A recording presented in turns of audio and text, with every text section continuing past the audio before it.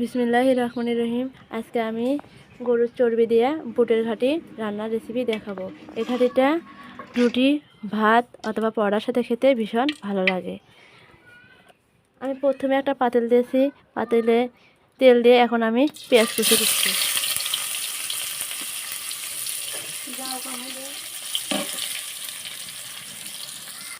পেঁয়াজটা একটু লাল লাল হয়ে গেছে। এখন আমি এখানে আদা বাটা, রসুন বাটা, আদা রসুনটা আমি একটু ভালোভাবে ভেজে নেব যাতে আদা রসুনের গন্ধটা না থাকে। স্বাদ মতো লবণ, হলুদের গুঁড়া, আমি শুকনো মরিচের গুঁড়াটা কম দিলাম, আমি বাটা মরিচ দেব। ধনিয়ার গুঁড়া, বাটা মরিচ দিলাম, শুকনো বাটা মরিচটা, এতে তরকারিটা টেস্ট আরও বেশি আসবে।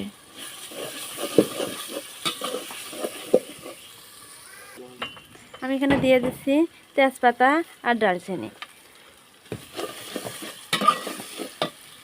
মশলাটা যাতে পোড়া না যায় এই জন্য আমি পানি দিলাম, আর এটা পানিটা অবশ্যই গরম পানি হতে হবে।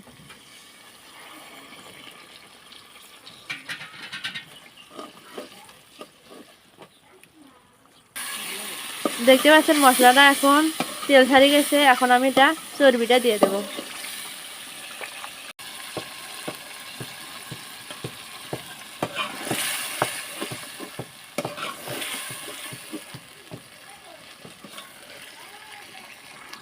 এখানে আমি গরম মশলা দিয়ে দিলাম।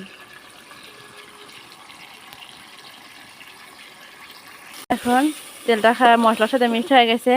এখন এখানে আমি পানি দেব, গরম পানি, এটা সেদ্ধ হওয়ার জন্য।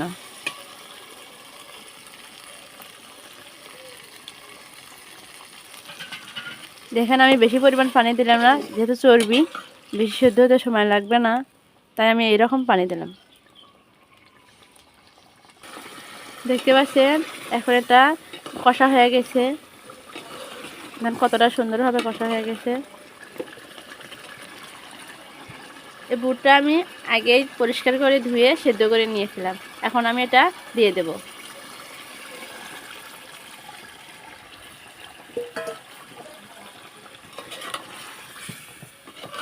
এখন আমি এখানে বুটটা একটু ভালোভাবে কষে নেব।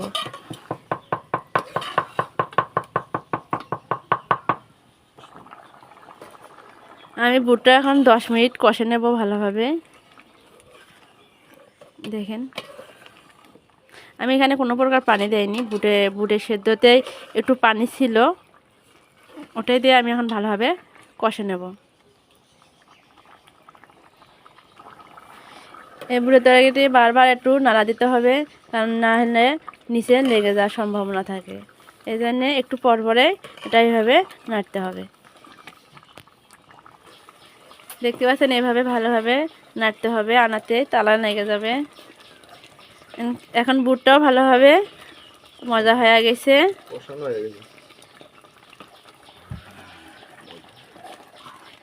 কষানো হয়ে গেছে। এখন আমি এখানে পানি দিয়ে দিলাম, গরম পানি।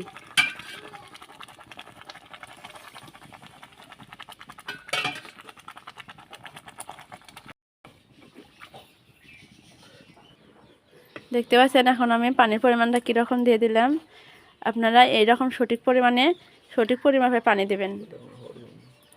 এটা এখন তরকারিটা হয়ে যাবে এই পানিতেই। ডালটা, এই ঘাটিটা সঠিকভাবে রান্না করে অনেকটা সুন্দর লাগে, যে একবার খাবে সে বারবার খেতে চাবে।